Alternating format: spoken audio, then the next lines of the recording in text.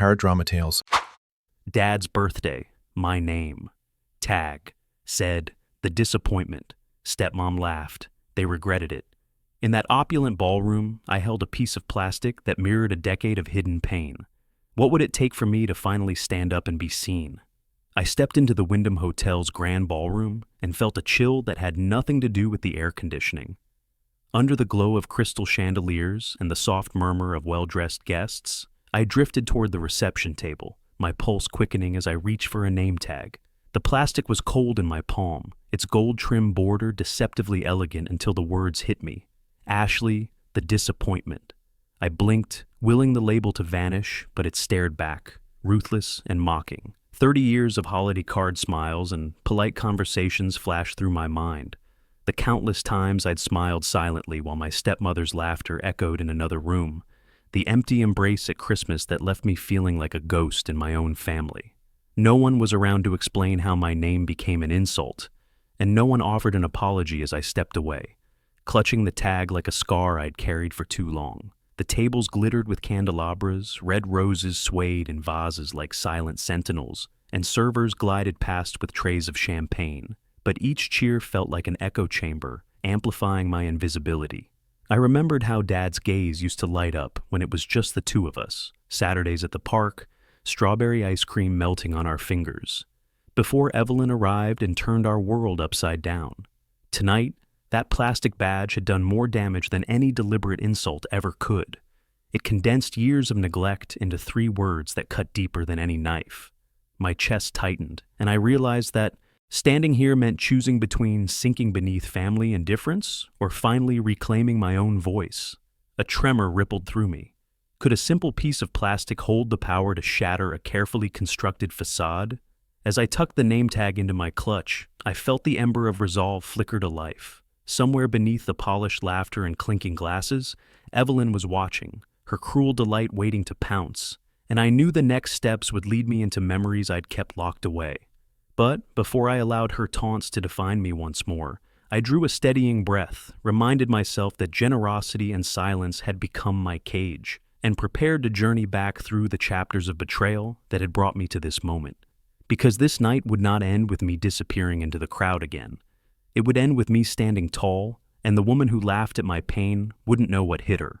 I saw Evelyn across the room before I heard her voice, a polished blade sheathed in honeyed sweetness, slicing through the hum of chatter. She stood by the marble bar in an emerald green evening gown that hugged her figure like a promise of perfection, pearls at her throat catching the chandelier's glow. Her hair was coiffed to glossy waves, her lipstick a bold slash of ruby, every detail curated to sharpen the contrast between her world and mine. As I approached, her smile bloomed, flawless, practiced, and she leaned in just enough for me to feel the weight of her scrutiny. "Ashley," she purred, voice smooth as silk yet laced with steel. "It's been so long. How wonderful that your freelance schedule finally cleared." Her words landed like blows, each one reminding me that in their eyes I was nothing more than an afterthought. No steady title, no corner office, just a patchwork income that paled next to Evelyn's world of gala invitations and private school fees. She glanced over my shoulder, as if wondering what stray guest had wandered in, then lowered her voice to a whisper meant only for me. "You know, our family expects a certain pedigree. No offense, but designing websites for a little bakery hardly fits the Simmons legacy." I felt a flush of heat, but held my ground, noting how her painted nails tapped a slow, deliberate rhythm against her champagne flute. In that moment, I realized her condescension wasn't born of care. It was a weapon she wielded to remind me I was still the outsider, the disappointment proudly displayed on a name tag. She paused to sip her drink, then added, "I do hope you're not offended. After all, I know how important stability can be when you're building your future." But her eyes flicked to my borrowed heels and the simple clutch in my hand, and I knew those words were merely varnish on a barbed message. Could someone so elegant make you feel more like an intruder than any open hostility? The irony wasn't lost on me. The woman who'd dismantled my childhood with a silken sneer now feigned concern for my prospects. I remembered the Saturday afternoons when Dad and I shared ice cream and laughter, and how quickly those memories had been replaced by house rules and chore lists once Evelyn moved in. Her laughter bubbled again, light and deadly, and I forced a polite smile, letting her believe she'd rattled me. In reality, her every barb stoked an ember of resolve that warmed my chest. No more hiding, no more shrinking into the shadows of her perfection. As she turned away satisfied, I straightened my shoulders and shoved the memory of her dripping compliments into a corner of my mind, where they would no longer whisper doubts. Tonight, her polished blade had merely sharpened my conviction to speak my truth, and that final cut would be hers to regret. I can still feel the warmth of those Saturday afternoons, when the world was nothing but sunlit grass and my father's steady hand guiding my small fingers around the cone of strawberry ice cream that dripped down to my elbows. We would wander through the park, the scent of lilacs blooming along the paths, pausing at the old wooden bench, its paint chipped and soft beneath us, where he'd listen patiently as I chattered about school projects, new friends, and the grand stories I spun in my head. His laughter, rich and deep, filled my world with the certainty that I was enough, that I was loved. I remember the way he'd tousle my hair when I fell off my bike and insisted I was brave as a knight. How he'd slip coins into my palm for the ice cream cart, whispering, "To my favorite princess," before ruffling my curls again. Those moments built the foundation of my self-worth, each one a brick in the comfortable home of my heart. Then one summer evening when I was 11, everything shifted in the blink of an eye. My father arrived home with Evelyn at his side, her hair a shock of polished blonde waves and her smile as precise as a stage prop, and 2 children in tow, Julian, my age but distant as a star, and Camilla, a porcelain doll of a sister I'd never wanted. I watched as they stepped across the threshold of our home, my home, and felt the air shift, heavy with obligation. Evelyn slid into my mother's chair at the dinner table, placing her purse on the embroidered napkins my mother had once treasured, and a small pang of loss echoed through me. Overnight, our Saturday rituals dissolved into a blur of chores and shadowed corners, my father's laughter now reserved for Evelyn's social invitations. The ice cream trips, replaced by my responsibilities as big sister, babysitting and dishwashing in exchange for his faded attention. I learned to tuck disappointment behind a polite smile, as Evelyn's sweet venomous words reminded me daily of my new place in this redefined family, silent, compliant, and perpetually on call. In those weeks I felt my identity unravel. The confident child who believed love was unconditional shrank beneath the weight of favoritism and whispered instructions to be the grown-up when my stepmother's world required it. I became the invisible hand that smoothed everyone else's path while mine crumbled. And yet, in the quiet moments, when the television's glow faded and I lay awake clutching my mother's old quilt, I held on to the echo of my father's genuine warmth, like a secret ember glowing beneath ash. It whispered that, beneath the chores and the laughter that excluded me, that first love we shared still flickered, and that I could reclaim it. Those unbreakable bonds of childhood resilience became the compass guiding me through years of neglect, teaching me that even when the people you trust reshape your world, the memories of who you once were and whom you once believed in can rebuild your sense of self. It was those memories, stubborn, unyielding, and bright, that would carry me forward to find my voice again. I awoke that crisp autumn morning with a flutter of excitement, my dream university on the horizon, my mother's painstakingly saved account tucked safely away for me, only to have it all crash down with a single balance check. I logged into the online portal, expecting a healthy sum to cover my first 2 years at Northwestern, the very school my mother had scraped together every penny to fund. Instead, I stared at a pitiful $128 staring back at me, a cruel typographical error that refused to correct itself. My fingers trembled as I dialed the bank, each ring echoing in my ears until the teller's voice confirmed my worst fear. 3 months ago, my father had withdrawn every last cent, my inheritance, my future, to pay for Julian's tuition at Michigan State. I felt the ground shift beneath me, the phantom touch of my mother's hands gone cold in my memory. How could the money she set aside for my education become someone else's right? The words, "He said you could earn scholarships," echoed hollowly in his steely explanation, as if my late mother's sacrifice were merely an ATM from which he could draw at will. I held the crumpled bank statement so tightly my knuckles whitened. Each crease in the paper felt like a crack in my heart. That evening, I stood in the hallway of our family home, the single bulb overhead flickering like an apology that never came. I clutched the leather suitcase my mother had once admired, its weight now a lifeline, and faced my reflection in the hall mirror, the same face that had once brimmed with childish hope, now etched with betrayal's sharp lines. The dining room, where Evelyn's silken laughter still resonated and Julian boasted of his well-deserved scholarship, had become my cage. I packed nothing but essentials, clothes, my journal, the lone photo of Mom and me from my 8th birthday, and vowed I would never return as the disappointment they'd labeled me. In that moment, I understood that forgiveness would not come easily. For how could I forgive the theft of my future, the erasure of my mother's legacy? But I also felt a fierce ember of determination ignite within me. I would build my own path, earn my own way, and prove that no amount of money or cruelty could silence the dreams she sacrificed everything to kindle. With the doors click behind me, I walked into the October night, free at last of the family whose love had been measured in dollars and disdain, and stepped toward a future I would seize with my own 2 hands. I landed in Grand Rapids with nothing but a battered suitcase and a head full of dreams, determined to build a life on my own terms. My new home was a tiny basement room rented from Mr. and Mrs. Jenkins, an elderly couple whose kindness felt like sunshine after years in the shadows. Each week I paid my modest rent from tips earned at the bakery, where I had worked my first morning shift. Frosting donuts and stacking loaves, inhaling the comforting scent of yeast and sugar as I greeted sleepy customers. When daylight faded, I hurried to the dental clinic where I answered phones, scheduled appointments, and watched through the glass door as patients smiled after morning, of scrubbing enamel and checking x-rays. Behind the counter, I wore a smile that sometimes felt as thin as the paper I stapled with clinic letterhead. But it was honest work, and it paid the bills. Nights belonged to textbooks and my laptop's soft glow. Under a single desk lamp, I logged into online courses for transfer credits, fueled by lukewarm coffee and the memory of my mother's unwavering belief in my potential.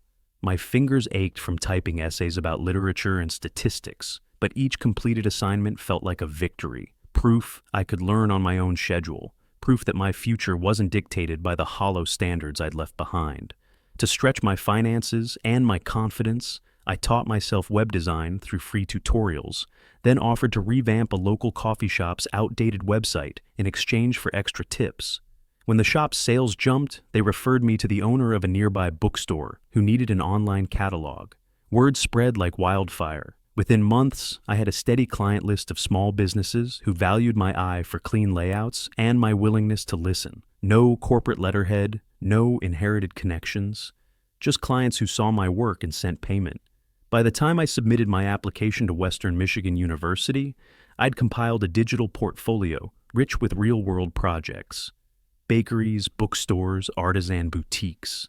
The acceptance letter arrived on a drizzly afternoon. I remember the way my hands trembled as I unfolded the paper, revealing the partial scholarship I'd earned. I stood in the middle of my apartment, walls painted a calming green, and let a single tear roll down. Not from sorrow, but from a gratefulness I hadn't dared to hope for. In my final year, I graduated with honors and a small nest egg saved from freelance earnings. I rented a 1-bedroom apartment, bright, windowsill lined with potted herbs, and launched Lighthouse Studio, my own digital design firm named for the beacon my mother once called me. My first 2 hires were classmates who shared my passion and drive. Together, we landed a contract to redesign a regional cafe chain's entire online presence. Their excitement felt as warm as the plants on my windowsill. Looking back, every shift at the bakery, every late-night quiz, every polite thank you to Mr. Jenkins and Mrs. Jenkins, every client referral, they were bricks in the home I'd built for myself. No name tag, no borrowed prestige, just my skill, my grit, and the promise that when you step into the world determined to define your own worth, you can illuminate paths you once thought were forever dark. Every November, my mailbox would fill with pristine envelopes bearing the Simmons family crest, each one an invitation to the coziest gathering of the year at Dad's mansion, complete with festive hors d'oeuvres and carolers on the front lawn. I tossed most without a glance, knowing they were sewn from obligation, not love, but one letter gave me pause. Aunt Carol's script, her warm handwriting looping across the page, pleading, "Please come home for the holidays. It would mean so much to me." Aunt Carol, my mother's sister, was the one family member whose kindness never wavered, the voice who slipped me spare lunch money in high school when I went days without eating. Her letters reminded me of world's cracking compassion, how she would bring over homemade fudge on Christmas Eve and exchange gifts with genuine delight, not a single undertone of condescension. Yet, even as I read her words by the amber glow of my apartment lamp, a familiar tug pulled at my resolve. Could I step back into the world that had branded me the disappointment and laugh beside the very people who never noticed me before? Memories of Aunt Carol's peppermint tea and quiet conversations in her cozy sunroom stirred something in my chest. A hope that maybe this time would be different. Yet the scars ran deeper than holiday cheer could mend. I pictured Evelyn's deployed smile, Camilla's polite nod of acknowledgement, and Dad's brief, absent-minded glance as I'd walked through those gilded doors in Chicago. I remembered the sting of her condescension, of being pitied rather than welcomed. Still, Aunt Carol's plea weighed on me more than any silent treatment ever could. In her life, family wasn't a stage to display perfection, but a sanctuary of imperfect love. I realized I owed her the grace to try, not for Evelyn's sake or my father's, but for the aunt whose heart had tulips of genuine care in all seasons.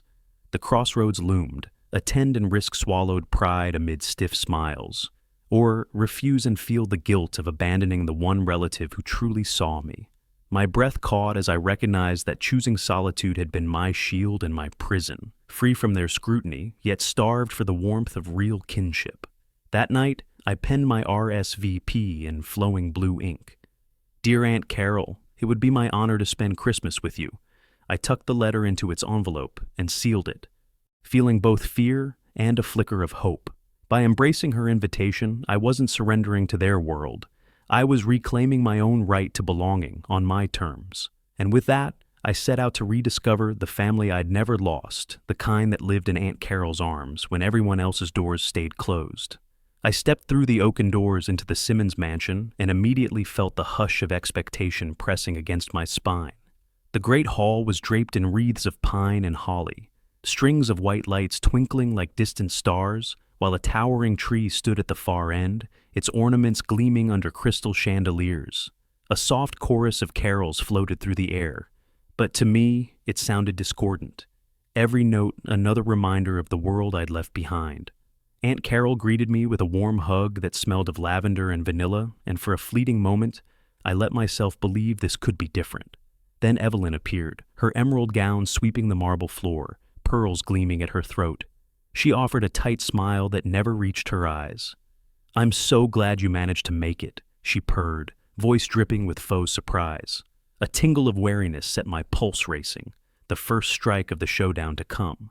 Dinner was served in the grand dining room, a long mahogany table draped in velvet, place settings of polished silver, and a centerpiece of red roses and white lilies.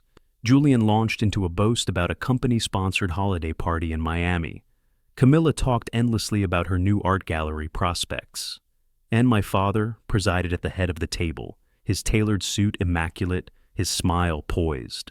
I took my seat opposite him, feeling the weight of 30 pairs of eyes waiting for me to falter. When the waitstaff cleared the roast and poured wine, Dad leaned back in his chair, fingertips steepled. "So, Ashley," he began, tone casual but calculated, "how's your little design studio?"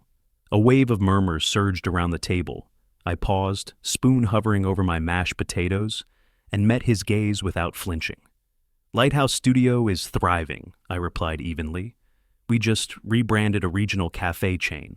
The silence that followed was palpable. Voices hushed, forks paused midair. Evelyn's eyebrow arched, her painted nail tapping the rim of her glass. "Is that so? Funny, I haven't seen your name in the design magazines." Julian chuckled, eyes gleaming with anticipation.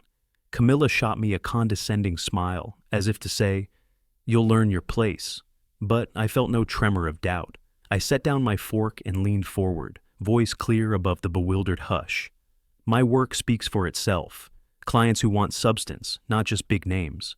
I prefer building something real over inheriting a title." A ripple of chatter echoed as Evelyn's lips tightened into a thin line. My father's jaw clenched, but he said nothing, choosing silence as his weapon. Aunt Carol gave me an encouraging nod, her eyes shining with pride. The waiter appeared at my elbow, offering Christmas pudding, but I shook my head. "Thank you," I said. "I brought dessert." With that, I stood, smoothing the fabric of my dress. "Merry Christmas," I added, voice rich with finality. I walked to the door, each step echoing on marble floors. Behind me, I heard their soft gasps and Evelyn's suppressed sniffle, her perfect veneer cracking for the first time. Outside, the night air was cold and clear, snowflakes drifting down like blessings. I didn't so much leave as float away, unburdened by the weight of their expectations. This showdown wasn't about winning or losing, it was reclaiming my place in the world. And as I stepped into the silent snowfall, I knew the only validation I'd ever need would come from the life I'd built with my own two hands. I returned to the ballroom that night with my glass of water clutched in my hand, every step echoing on the marble floor as the chandeliers glittered above like 1,000 eyes watching my every move. The hum of polite conversation stuttered to a halt when I tapped the rim of my glass with my fingernail, a gentle chime that drew every gaze to me. I stood center stage among my father's gilded circle of guests, bankers in tailored suits, socialites in jeweled gowns, all leaning in, curious. My voice was calm, but carried a steel edge as I began. Tonight is my father's 60th birthday, a milestone marking a life of success, power, and the prerogative to decide who is worthy of his name. A soft murmur rippled through the crowd. I raised my chin, meeting my father's eyes, seeing his practiced charm falter. Behind us glitters a perfect tableau, yet here stands Ashley Simmons, your daughter, the one erased from photographs, the one you labeled the disappointment. Silence wrapped the room tighter than any velvet drapery. I lifted the name tag I'd kept in my clutch, holding it aloft. 3 words on plastic that condensed a decade of cruelty. Whispers stirred as guests glimpsed the gold trim and harsh lettering. I've spent years believing I wasn't enough. Not for my own father, not for the stepmother who smiled at my pain, not for the half-siblings who boasted of privileges I was denied. My heart pounded, but my voice did not waver. "Evelyn, you perfected a mask of sweetness, yet wielded every word like a weapon. Dad, you abandoned our Saturday traditions and reclaimed my future funds for another's tuition. You chose their image over my existence." A few guests shifted uncomfortably. I could feel their sympathy bloom like a warm pulse. But tonight, I reclaimed my story. I pressed the name tag to my chest and then tossed it onto the nearest side table, its plastic clattering like a gavel. I refused to bow my head. I refused to be the disappointment. I paused to let the words sink in, then allowed a small, triumphant smile. I am Ashley, the woman who built her own life, who earned her place not by inheritance, but by grit. I stand here unbroken, free from the labels you pinned on me. As I turned toward the exit, the hush held, broken only by the soft click of heels against stone. I raised a final, gentle nod. Enjoy the rest of the celebration. Then I walked out, leaving behind the astonished faces and the echo of my truth mingling with the soft jazz from the quartet in the corner. Outside, the night air was crisp and quiet, as though the world itself exhaled in relief.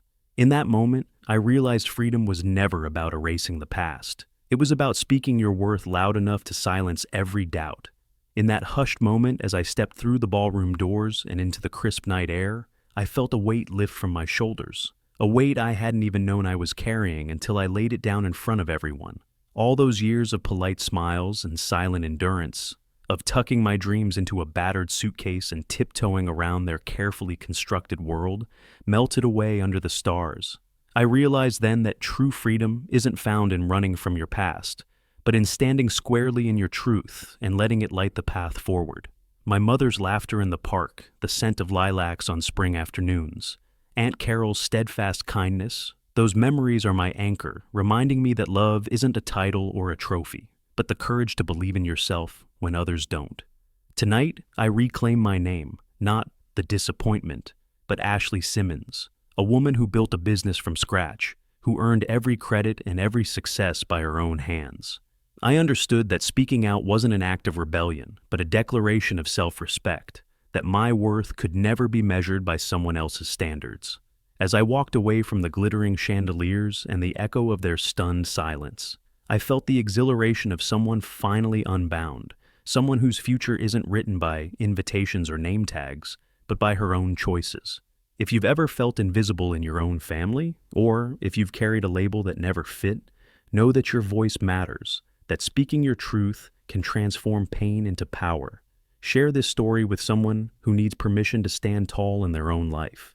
If Ashley's journey moved you, hit like so others can find hope. Subscribe for more stories of resilience and self-discovery. And tell us in the comments, when was the moment you chose yourself over others' expectations? Your experience could be the spark that lights someone else's path to freedom.